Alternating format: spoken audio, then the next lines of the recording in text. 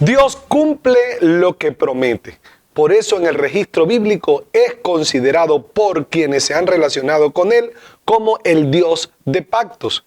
Vemos claramente que después del diluvio, Dios hizo un pacto con Noé de que no destruiría más el mundo con aguas y dejó una señal en el cielo conocida como el arco iris. Eso se refleja después de la lluvia y allí vemos el pacto con Dios. Dios hizo un pacto con Abraham basándose en la fe y lo llamó el pacto de la circuncisión. La nación de Israel aún hoy disfruta de los beneficios de ese pacto antiguo que Dios hizo con Abraham. En el monte Sinaí y por intermedio de Moisés, Dios pactó con Israel cuando le sacó de Egipto en un pacto que no cumplieron, por cierto, llamado el pacto de la ley. David, el rey, llegó también a un acuerdo con Dios y por ello nunca faltará de su descendencia en el trono de Judá quien gobierne, quien rija. El mejor de todos los pactos de Dios es el que ha hecho con nosotros por medio de Jesucristo. Es llamado el nuevo pacto, el pacto en la sangre de Cristo que ha cambiado nuestra eternidad. Lo hizo Jesús justo antes de ir a la cruz para consumar este pacto de salvación. Entonces Él se entregó por nosotros. Leámoslo en 1 Corintios capítulo 11 versículos 23 al 26. El apóstol Pablo dice: yo recibí del Señor lo mismo que les transmití a ustedes, que el Señor Jesús, la noche que fue traicionado, tomó pan y después de dar gracias lo partió y dijo: este pan es mi cuerpo, que por ustedes entrego. Hagan esto en memoria de mí. De la misma manera, después de cenar, tomó la copa y dijo: esta copa es el nuevo pacto en mi sangre. Hagan esto cada vez que beban de ella en memoria de mí, porque cada vez que comen este pan y beben esta copa, proclaman la muerte del Señor hasta que Él venga. ¿Qué es un pacto? Es un compromiso entre dos partes que solo cesa con la muerte. Es un acuerdo serio. El nuevo pacto nos dice que al recibir a Jesús como Señor y Salvador, entramos automáticamente en una relación de pacto con Dios. Como el deseo de Dios es relacionarse con nosotros por la eternidad, entonces nos ha planteado y plantea el pacto de salvación. El llamado nuevo pacto, el pacto en la sangre de Cristo, pacto de fe o pacto de salvación. Consideremos lo que la palabra del Señor dice en Efesios capítulo 2 versículos 8 y 9. Porque por gracia ustedes han sido salvados mediante la fe. Esto no procede de ustedes, sino que es el regalo de Dios, no por obras, para que nadie se jacte. Las dos partes en este pacto son, por un lado, Dios, por medio de Jesucristo, que ha puesto la gracia, es decir, el sacrificio de la cruz que quita el pecado, y por otra parte, nosotros, que debemos poner la fe. Una fe que, por cierto, Él nos concede, porque lo que dice la Biblia en Hebreos capítulo 12 es que Cristo es el autor y consumador de nuestra fe. La salvación, que es el beneficio de este pacto, solo se alcanza por gracia de Dios y nuestra fe. Dios nunca va a faltar a su gracia, pero si nosotros faltamos a la fe, quebrantaríamos el pacto y se invalidaría el beneficio. Nos perderíamos irremediablemente por la eternidad. Por ello es que independientemente de la adversidad, independientemente de las circunstancias presentes y futuras, de lo que venga, de lo que pase, debemos mantenernos en la fe. La palabra del Señor dice que nada nos podrá separar del amor de Dios. Su pacto Él lo va a cumplir. Nosotros tenemos un pacto con Dios y Dios va a cumplir su parte. Te animo a que cumplas la tuya, a que cumplamos todos la parte que nos corresponde. ¿Qué incluye este pacto? Incluye un compromiso con Dios en cuanto a la iglesia y al uso de nuestros recursos económicos. Esa es nuestra parte. Y te hablo de esa parte que nos corresponde, de ese compromiso con la iglesia. Como miembros de la iglesia de Jesucristo, tenemos el compromiso, claro está, no con los hombres, sino con Dios. Lo principal es extender el reino de Dios en esta tierra. concretando su visión con la predicación del Evangelio y el hacer discípulos. Recordemos lo que dice la palabra, Mateo capítulo 28, versículos 19 y 20. Por tanto, vayan y hagan discípulos de todas las naciones, bautizándolos en el nombre del Padre y del Hijo y del Espíritu Santo, enseñándoles a obedecer todo lo que les he mandado a ustedes, y les aseguro que estaré con ustedes siempre hasta el fin del mundo. También el Evangelio de Marcos, capítulo 16, versículos 15 y 16, les dijo: vayan por todo el mundo y anuncien las buenas nuevas a toda criatura. El que crea y sea bautizado será salvo, pero el que no crea será condenado. Estas no son opciones, son órdenes. El Señor nos ha dado estas órdenes. Es un compromiso serio que tiene todo creyente y que debemos cumplir como parte de nuestra fe, como muestra de nuestra fe. El segundo compromiso que conlleva el compromiso con la iglesia es el contribuir con la paz y la mutua edificación de nuestros hermanos en la fe, también miembros de la iglesia. En el Evangelio de Juan, capítulo 15, versículo 16, la palabra dice o afirma lo primero y confirma esto segundo: no me escogieron ustedes a mí, sino que yo los escogí a ustedes y los comisioné para que vayan y den fruto, un fruto que perdure. Así el Padre les dará todo lo que le pidan en mi nombre. Por eso es que debemos ganar a los perdidos sin perder a los ganados. El fruto que damos en Cristo debe permanecer. Las almas que alcanzamos para el Señor aquí se tienen que mantener en la iglesia. Debemos contribuir con ellos para que sigan siendo ramas pegadas al tallo. La iglesia debe ser cuidada con diligencia, lógicamente, entonces por nosotros que la conformamos. El segundo compromiso, después de ese compromiso con la iglesia, es un compromiso de tipo económico. Jesús enseñó mucho más acerca del dinero que del mismo cielo y el infierno. Dios sabe que nosotros podemos usar el dinero de forma incorrecta al punto de convertirlo, constituirlo en un sustituto de Dios en nuestros corazones. Como sabemos, Dios desea que le tengamos siempre en el primer lugar, que Él sea la prioridad. Recordamos Marcos 12:30.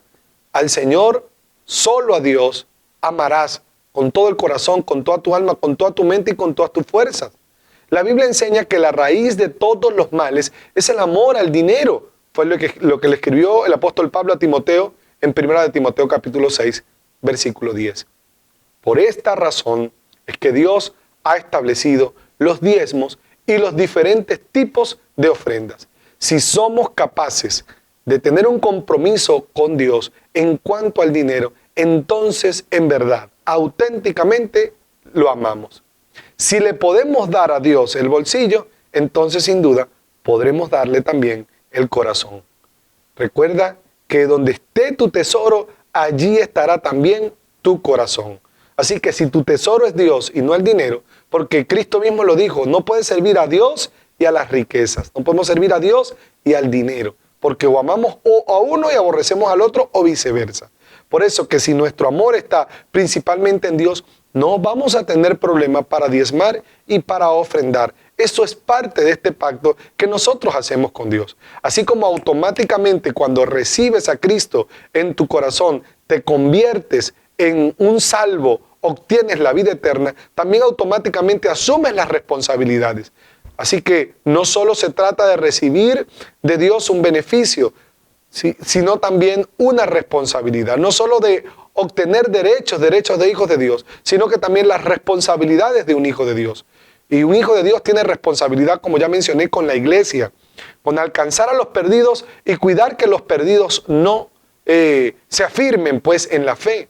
E igual el compromiso de aportar y de demostrar que el dinero no ocupa el primer lugar en nuestros corazones, sino que Dios lo ocupa. Por eso los diezmos y la ofrenda funcionan como un tipo de termómetro espiritual para que mantengamos a Dios en el corazón como primero, a Dios en perspectiva. Nosotros vemos en la Biblia que cuando Noé ofrendó, fue que Dios pactó con él. Cuando Abraham ofreció a su hijo, fue que Dios se animó a pactar con Abraham. Por eso es que ofrendar y diezmar mueven a Dios, porque evidencia la entrega del corazón, que es lo que a Dios le interesa de nosotros. A Dios no le interesa nuestro dinero, le interesa nuestro corazón.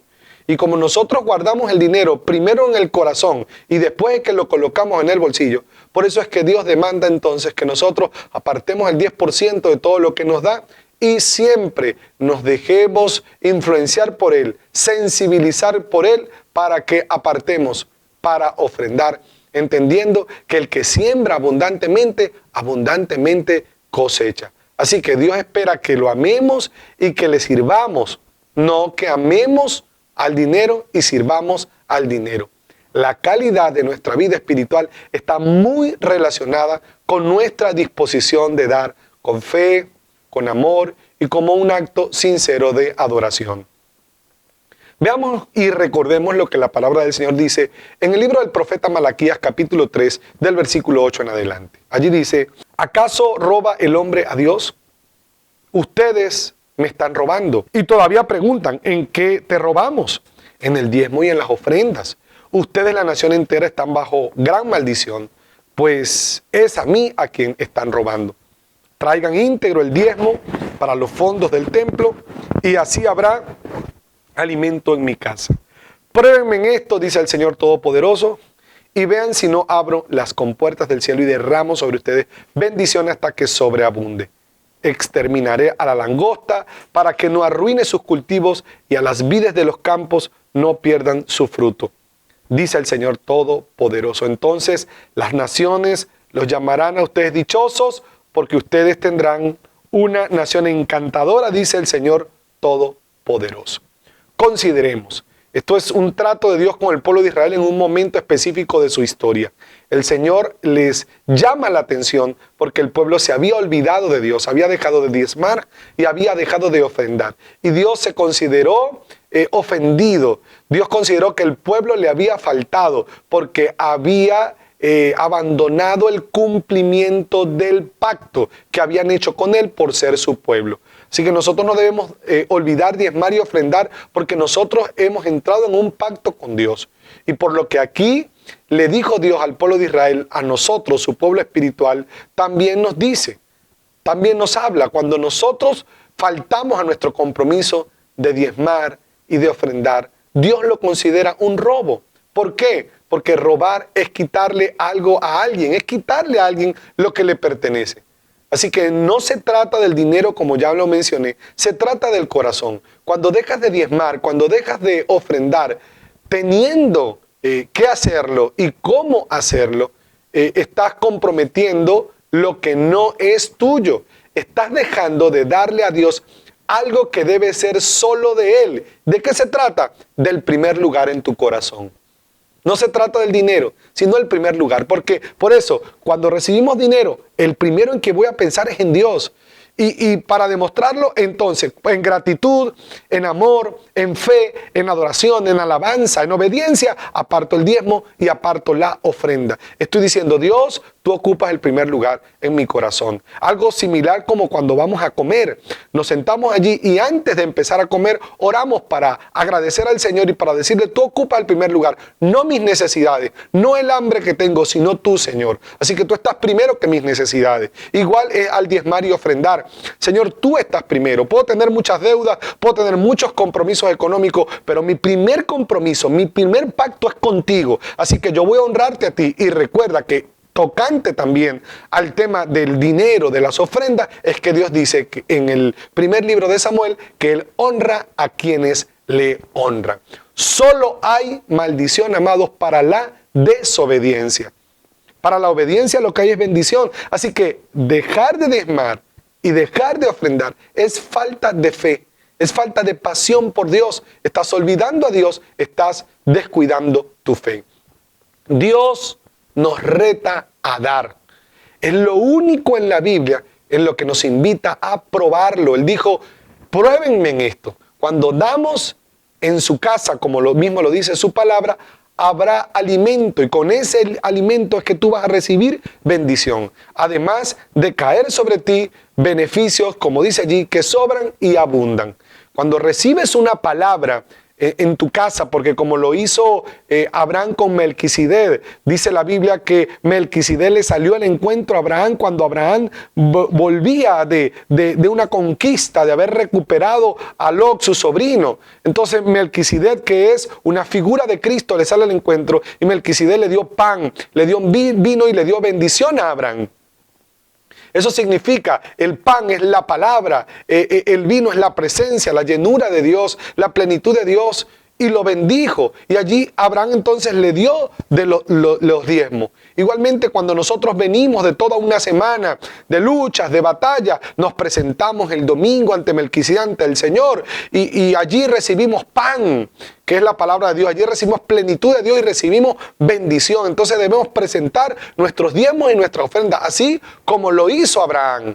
Y allí, amados, al hacerlo, o sea, cuando lo hacemos, es que recibimos esa bendición. Esas personas que van a la iglesia, que reciben la palabra, que están allí, pero no diezman y no ofrendan, no se activa a favor de ellos esa palabra. No pueden escuchar a Dios. Y aunque digan amén y les gusta mucho, toda la palabra de bendición que es proclamada allí, nunca se concreta en sus vidas porque no están honrando el principio de dar. Porque el Señor dice, cuando das, hay alimento en mi casa para ti. Así que si tú estás allí y recibes ese alimento, pero no estás diezmando ni ofrendando, entonces ese alimento no se convierte en ti en energía, en poder, en fuerza que concretan la bendición de Dios sobre tu vida. Siguiendo la línea de lo que acabamos de leer en Malaquías, dice que Dios echará al diablo de tu vida, que es el devorador, y quitará de ti la esterilidad y el estancamiento. Quienes te conozcan, dice, te estimarán como una persona dichosa y próspera. Es la aplicación, es la contextualización de lo que dice Malaquías. El diablo no podrá tocarte. Si algún daño recibiste, eso va a ser restituido a tu vida y no habrá esterilidad, no habrá ni hay estancamiento cuando nosotros estamos conectados con Dios. Quienes te conozcan te verán como bendecido, como bienaventurado. Así que, amados, no faltes, amado, amada en Cristo, a tu pacto con Dios. Por eso no abandones ni niegues tu fe. No dejes de hacer discípulos predicando de Dios y cuidando la iglesia. Y no dejes jamás de diezmar y ofrendar a tu Dios. Cerramos nuestros ojos, abrimos nuestros corazones. Vamos a ponernos en las manos del Señor para que esta palabra se vuelva un hecho en nuestras vidas, se haga realidad en nuestras vidas, en nuestro diario vivir, para que se cumpla abiertamente, para que nosotros nos mantengamos cumpliendo nuestra parte del pacto y descansando en que Dios cumplirá la suya. Ponte en las manos del Señor, dale gracias por sus bendiciones sobre tu vida y encomiéndate en sus manos para que puedas cumplir también tu parte.